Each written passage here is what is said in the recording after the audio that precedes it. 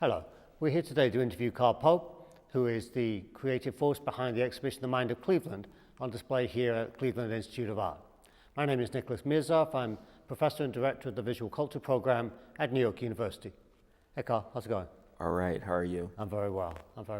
Let's begin by talking about your background. So you were born in Indiana. I was born in Indianapolis. I am the youngest in a family of 8. I have a twin sister, and I decided that I wanted to be an artist around age 5. 5, really? Did you know the word artist at that time, or did? Well, I'm not sure. I knew that.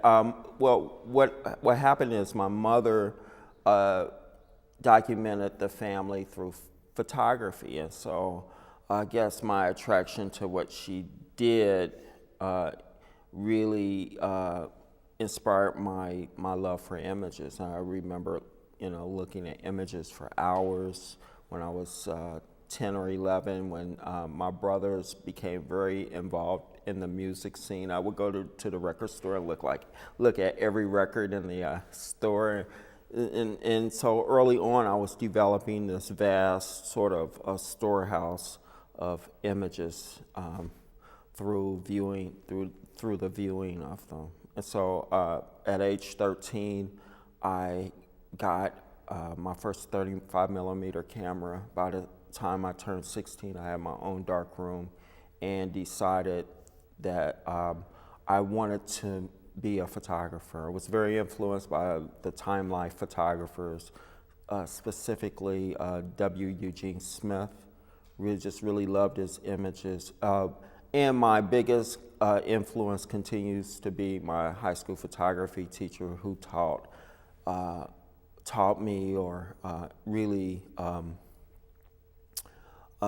captured my imagination with the concept that art can be a tool for social and personal transformation. And her primary example of that was how photography changed public opinion about the Vietnam War. She said that it was not the demonstrations or the protests, it was the daily inundation of horrific images of the war mediated through television and magazines. And so early on, she taught, before there was any official discourse about mediated images, she was very, very much feeding that to her high school students. So that's remarkable, because I don't know of another professional artist who's going to say that, who's going to talk about a high school teacher had that kind of influence on them. And one wonders whether that's even possible today. I mean, how few schools are offering that kind of. Well, actually, I think it is possible. I actually met a woman whose program is called the STAMP program, the Students and Teachers Mentoring Program at the Cleveland School for the Arts. And that program actually contributed a 10-minute video in this particular exhibition. Oh, that's great. So do you think you have a sense then that actually art is returning to high schools, that people are beginning now because so many high school programs in art were closed down, and that there's a return to that? I don't know if there's a return, but my high school photography teacher continues to teach high school students at the International School in Indianapolis. And I met Tony Storinsky, who teaches at the Cleveland School for the Arts. So it's out there. It's out there. That's great. So after high school then, what would you see as the next really, I mean, you already formed a sense that you want to be a photographer, you have a kind of a range of influences. What's the next transformational stage in your career? What happened? I think the transformational, the transformation of my practice started when I went to undergrad. I went to undergrad at Southern Illinois University in Carbondale, Illinois. It was a very lively program through the 80s. And what I learned there was the nuts and bolts of creating using photography as a dialect of the visual language, and began to build meaning through the use of learning the nuts and bolts of how photographic images and films communicate. I had a professor there, his name is David Gilmore, and he talked about that photography is a dialect of the visual language with its own syntax, semantics, and structure. And so I really soaked up a lot of what he had to say, together with with a filmmaker who taught there named Mike Covell, who taught film theory and film analysis. And so I took all of those classes. I really didn't study.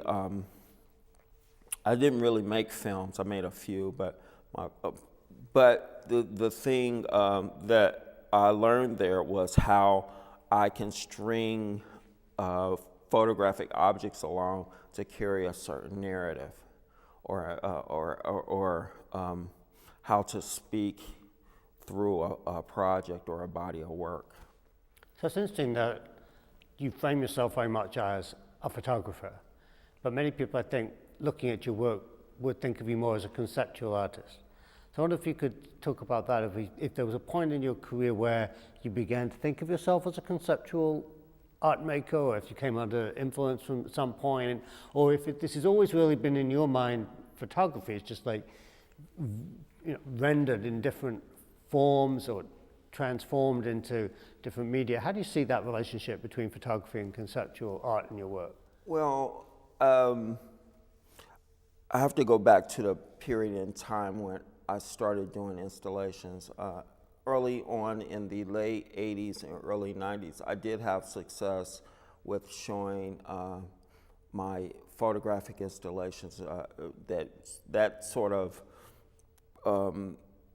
point in the history of my work is not well known, although I did work with John Sarkowski and had a really big show at the Museum of Modern Art, a 3-person show called New Photography 6. But for some reason, it was during a time when I was also working as a commercial photographer in Indianapolis, and by 1991, I had received an opportunity to have a 2-person show with Adrienne Piper, which she had always been a tremendous inspiration to me in her speaking about race and identity through the language of conceptual art. And so having that show with her and me totally being burned out with photography, and that together with how I wanted my particular work to be understood, photography no longer seemed to be the best way in which I could couch my work. And so I moved from that to doing sculptural installation work. Now, I don't think I could have done that if I had not understood photographs in a deep way. And so my knowledge of photography led me to work with other objects. So let's think about, for example, police trophies, with that very well-known piece that you exhibited at Black Mail and elsewhere. How did that conceptually come about? For those maybe people watching this thinking, how does an artist have that creative process that comes to this very unusual form? Do you remember and recall perhaps how that came about? That particular project developed. Actually, it developed from a piece that I did in the Adrienne Piper show. I actually did a smaller version of a trophy collection that marked the history of police violence in Indianapolis. The image that I worked from was an actual police trophy collection that used to be in the Indianapolis police station, where I would see every time I would pay my parking tickets. So it was just like a way of flipping the meaning and the import of a collection of trophies. My background in building up a narrative through photographic images, that's the way filmmakers create narrative. And what film actually is 24 still images projected per second to give the illusion of movement. So it's really about still photography, although it moves. But I just used that particular concept to move along the narrative of police violence, but instead of using images, I used trophies. And this whole sort of realization of my connection with photography in my current work is a recent revelation. Let's talk then, just before we get to that, about, you mentioned film, and perhaps, for many people, one of your best known works is Palimpsest and the video piece that was in the Whitney Biennial in 2000. And this was, perhaps prior to this current piece, perhaps the best known work that you've done. And you really put yourself at the center of that work in physically, mentally, emotionally, in a way that somebody last night said to me that she'd only twice in her life had an unstoppable emotional experience watching art. One was when she'd encountered Rodin, and the other was when she saw this piece. And I think that's been a very widespread experience, that the encounter with that work, so extraordinary. And I wondered if you could maybe talk a little bit about how you came to imagine that piece and how you came to put yourself through some really rigorous performative experience in the tattooing and the display of the body that is in that piece. Well, just to give a little background about the piece, basically Palimpsest is a 6-minute video that I consider a writing project of writing a narrative of self-determination on the surface of my body using tattooing, branding, and surgery. It's what I call a personal project, and it was actually inspired by a public artwork that I did in Hartford, Connecticut in 1996 called Silent Wishes, where I experienced where I interviewed the friends and the families of 11 kids who died in Hartford. Now, that piece was so powerful to me because the beliefs and the thoughts of those kids actually contributed to how they died. For instance, Manny Carlos Carrasco told his stepmother, he said, Angelica, I had a dream that the Solids came here. They were shooting at the house and I was shooting back. The last thing I said was Angelica, and I fell on the floor, and all I could hear was you screaming and hollering. Well, 6 months later, that's exactly how he died. He stepped out the house, he was shot, he fell back into the house and died on the kitchen floor in his stepmother's arms. There was a woman named Maria Navarro. She said, men are good for one thing, and then that's it. You have to leave them alone because they'll get fatal on you. Well, she was brutally butchered by her boyfriend. And so, there was another kid who actually drew a picture of where he was going to die and said goodbye to everybody before it happened. So that particular project made me think about what kind of narrative I was producing in my consciousness, and I decided that I wanted to, on the surface of my body, write a self-affirming narrative that spoke about both my challenges as a black person in Western society, but a narrative that would embrace my selfhood that goes beyond any definition of race. And that was what inspired that particular project. And in Hartford, it was commissioned by the museum in Hartford, and so both pieces were shown at the same time. in 1999. So I have to say I'm amazed that it's only a 6-minute film, because my memory of it is that it goes on for a really long time. So that's interesting, the way that it shows how involved one is watching this. It's an incredibly powerful experience. And that seems to have led you to, I mean, it's interesting you talk about that as coming out of that experience in Hartford. That sounds like the beginning of your curatorial project, as you call it now. And I wondered if you could just say something before we get on to this project about queer visualities, which I thought was a remarkable project that you did at Stony Brook University, where you curated a show. And as far as I know, that was the first time, though, that combination of terms have been used, queer visualities. It's really kind of groundbreaking in that way.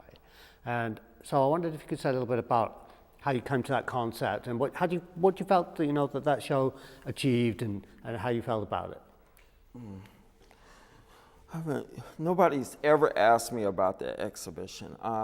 Again, our former colleague, Jonathan Katz, came up with the notion of having a conference around this issue, and he asked me to curate a show around it. And being a professor in studio art, I had afforded me the ability to really get inside artists' minds and intentions, and really flush out a lot of different issues as it relates to their working processes. So, of course, I was very interested because I love artists. I love going into their studios, and I know a lot of artists. I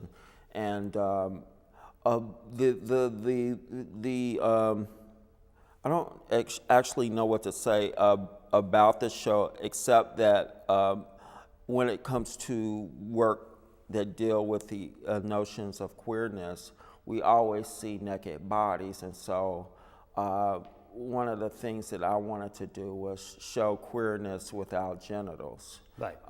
And the show was curated around a particular image, or Andy Warhol's Birmingham Race Riot, which was framed by Carrie Leibowitz in this white Rococo frame. And so the notion of the afterlife of images and the recontextualization and the reformation of old images in new contexts was something I was very much interested in. So actually, I think you said a great deal there, and I think that leads very naturally into talking about the Mind of Cleveland project. And one of the things that struck me out of what you just said is that, as I experienced this project, has been very much about Cleveland as a landscape, a cityscape that is marked by racialization. And yet there's nothing in the show that makes the usual visual stereotypes about race, about bodies, about pigmentation, and so on. And was that again a conscious decision? How did the process of kind of coming to mapping the Mind of Cleveland come about? I think that's the thing that many people were asking last night at the opening here is, gosh, how did all these different ideas come about? How did it get here? First thing was the break that happened in my work with dealing with images. Palimpsest and the small projects that I've done between 1999 and 2005 sort of marked a shift in my work from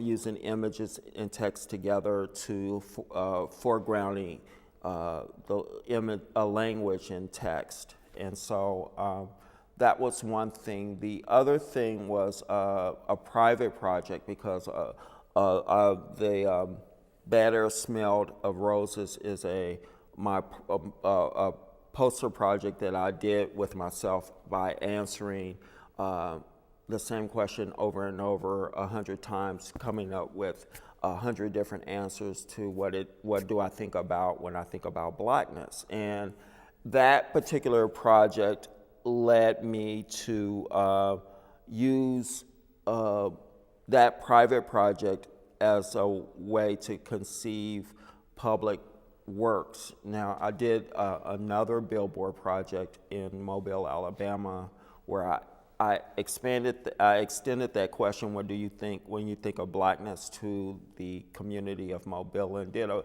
billboard campaign for the museum there for Black History Month. And actually, during that time, I had already conceived this project and actually told the people here that the project that I was doing in Mobile was a prototype project. And so I had a lot under my belt for as what I wanted to do here. Although the questions that I posed to Cleveland are tailor-made with what was actually what I perceived to be going on here. And that I didn't want to, with these current billboard projects that I was doing, I was not making sort of a theory about the place and then confirming it. I was just creating a series of questions that would let myself be open to what I would get back.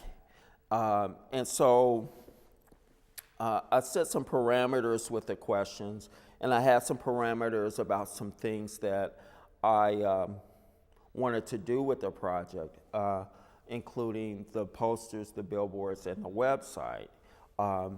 As I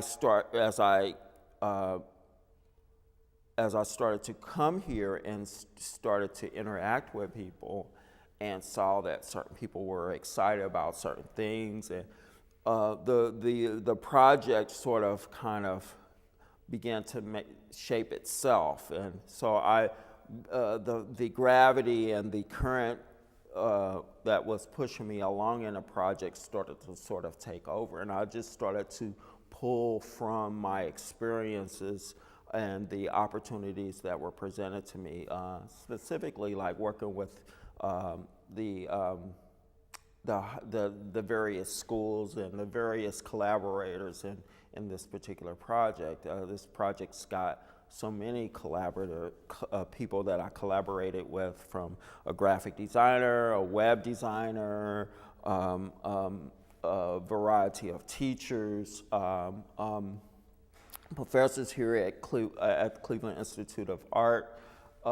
It's just a lot of people that this became a very big group project, a project where I very much was the sort of conceptual impulse to. I felt like I'm kind of like a curator, but I feel like I'm more like a sort of a VJ or a disc jockey of images, or a disc jockey, because it's sort of like a curatorial project, but it's a little bit more than that. Yeah, and I wanted to pick up on that a little bit, because it felt like it's very interesting he talked about the way that both literally and metaphorically you worked on yourself. In palimpsest, literally, I mean, you were literally working on the surface of your body, and then in the Blackness project, you're just asking yourself this question over and over again. So that identity isn't something simple. It has 100 different faces, right? And I think only through generating that kind of understanding can you generate it in others. And I think that's part of the work that you've done here. So my sense is that, and I said this last night, I'd be interested to see what your response to this is, that in some sense, yes, you're obviously curating, but you're also helping people to find something out about themselves that they didn't necessarily already know. And one of the things that I thought was interesting maybe to ask you would be, in a kind of therapeutic context, it's really important to ask the right question if you want to get a response. You can't just say, so how do you feel? That's not going to get the answer. So I wondered if you felt that work that you'd done, understanding your own issues, histories, and so on, put you in a position to be able to ask the right question. Exactly. I mean, I was an artist in the early 90s that did these barn-burning critiques and was sort of always projecting out and never like turning the gaze that I had towards the outside world inward. And I began to sort of realize that I needed to be a part of my own audience in a way that would push the power of epiphany and revelation in my work towards other people. I couldn't do that for other people unless I did it for myself in my own work, and that is the reason why I've started to do personal projects as a way of gaining my ability for the work to have the kind of impulse that would create what my high school teacher would call the power to transform, to change the viewer. I mean, I had to learn how to do that with myself, and so. So what do you think enables that? Do you think it's just being older? Is it, how do people come to that point? How did you come to that point? I'm reading a lot of Freud. No. I actually like Lacan. He counted money while he was analyzing people, yeah. Yeah. It's like both of them because, Lacan sort of corrected Freud on a lot of his. But anyway. So you see yourself seeing yourself? Yeah, I think that's, I really feel like in a very basic way, I am first a storyteller. And and I, like so many other Black artists and intellectuals before me, use their work to find solutions to the problems of living. And so, and you very eloquently talked about yesterday in your lecture about the problems of living as in terms of African American identity, the separation, the misery of existence in the West, and how misery, invisibility, and death has evolved in terms of Black African American identity in this country. So, I mean, what I'm trying to do in this particular exhibition is to give an answer to that and to have people move out of those places that they're stuck in, to have more freedom of movement and thought and action.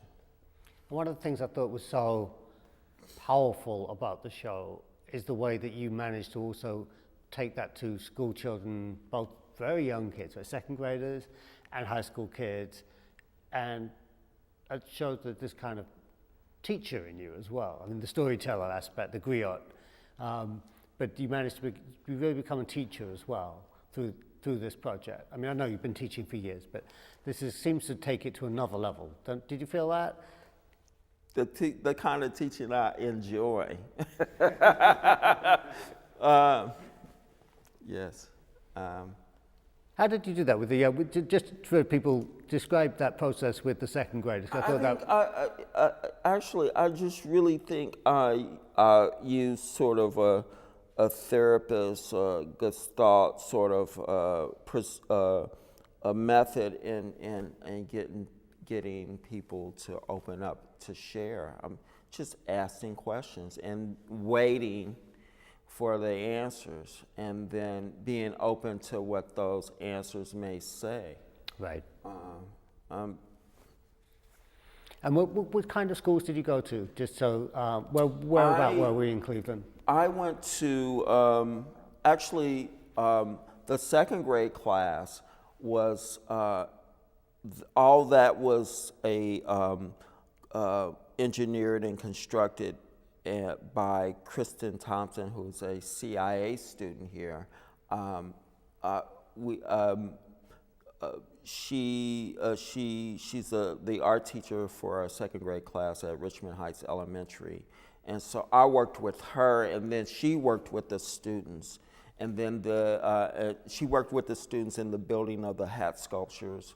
And then I was introduced to the students the day that we did the lottery selection with the use of the hats, which was like, to me, the happiest day of my project, because the kids were so great that day, you know. And this was, what were they selecting, just so that people know? They pulled out the quotes that were to be used in the billboards and the posters. So it was really that random?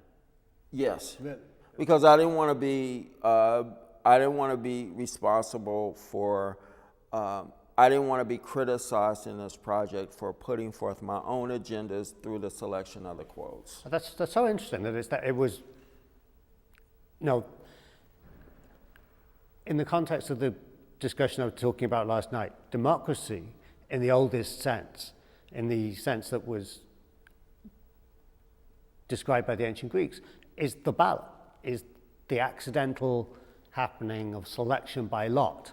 You know, what comes out. Exactly. And that's the process that you followed. So I mean, that's the process, because I felt like, as the author of this particular project, my whole purpose was to facilitate to facilitate everything. And so the way that I felt like I could facilitate the selection of the quotes was through lottery.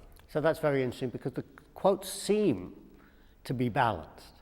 There seems to be a sense that around half of them are kind of critical of the situation, have things to say. They're quite pointed about the divisions of living in Cleveland, ethnic, gender, sexuality, and then there's about a half that say, you know what, Cleveland's really coming back, or we're going to really do something here. And yet this was a chance process. So I must suggest then that there is a kind of balance. Well, you know what I did was, and I learned this in a seminar called from LifeSpring. I don't know if anybody's familiar with it, but they conduct these self-awareness seminars, right? But what I did with the second graders, I asked them. We did a sort of a huddle, and I asked them to have, when they pick the quotes, have the most beneficial intention towards the community of Cleveland when they pick the quotes. You know, that I want you to pick the quotes that you feel most. And so their unconscious was programmed to pick. And so it was really surprising to see what they came out of when they just would grab one and read it. You know, they didn't get a chance to read them or anything. And so it was amazing to see they picked. Just let's talk a little bit about the art process that goes into making these posters, because they are very, as much as you've been careful to, as you say, talk about yourself as a facilitator and a curator and a collaborator, but there's also a very clear artistic consciousness at work here, and you came up with this very striking graphic format that has obviously a relation to your own letterpress work, but letterpress work in general, to silk screening work. I wonder if you could just say a little bit about that process and how you decided to come up with a very striking visual format. I'm looking around now, and they just jump off the wall. Well, very basically, this is a show that used mediums that are used in advertising and in signage. And so the letterpress posters are the oldest form of advertising, and they're still used to advertise concerts, and they're used in politics, right? And of course, everybody's familiar with the history and the use of billboards. The stenciled vinyl stencil that's stenciled on a wall is yet another form of signage that's used in advertising, and it's just or used in some kind of way of marking certain areas in given directions. And so I just decided to use all of that to in another kind of context, in the context of the intentions for the project. The other sort of aesthetic that's used in this project is the handmade drawing, the doodle, the child's drawing. In many ways, I think that that kind of drawing and work is the very beginnings of actually giving giving language and form to one's visions and thoughts. And so it's sort of like an interesting mix between the end result of speaking publicly with the billboards, but the very beginnings of the formation of thought and concept in the doodle or the handwritten note. That's interesting to hear you say that and describe it. And as you were talking, I was thinking that if Andy Warhol's letterpress production was a factory, in a certain sense what you're doing is a school. And rather than the factory being designed to produce a commercial product that's for sale, you're trying to really to help and to educate and to create community. And do you see this now as a project you can be able to take other places and to bring what you brought here to other communities? I could say. Yeah, it would be very interesting to do that, since as you've eloquently said in the past, that I'm town by town reimagining America and bringing in voices of forgotten people and forgotten places and forgotten events. So I think this is a good way to sort of give form to the contemporary scene or contemporary culture, giving it a particular form, and when these subjects are usually forgotten or hidden. Right. So maybe we could just conclude then by thinking about what kind of ambitions and hopes you have for the future as an artist. You talked a little bit about in this sense of yourself as a nomad, as somebody who is never quite at home, and that comes through, I think, in the way that you have nonetheless, because you're not from the place, that's actually given you this gift of really being able to understand it in a sense. I don't think I really understand it. I really feel like the most exciting thing about my work is that I pose a question or I pose a process, and then I'm willing to let it unfold. And so I'm as much surprised by what I get back as. And that's the only way to really keep it interesting, and to really make each project different is to really be in the present moment and allow opportunities to develop and to take advantage of them, and allow things to unfold in a way that gives it a unique shape. I talk about photography. I just realized that that's what happens in photographs. Photographs are time-based. It's a moment that's caught that's never caught before, and instead of doing that in photographs, I've managed to find a way in which to do that with public projects. Well, congratulations. I have to say it's a Thank you. moving and powerful piece of work. We've been talking to Carl Pope about his wonderful exhibition, The Mind of Cleveland, which is on display in the Cleveland Institute of Art in Cleveland, Ohio, in March of 2008.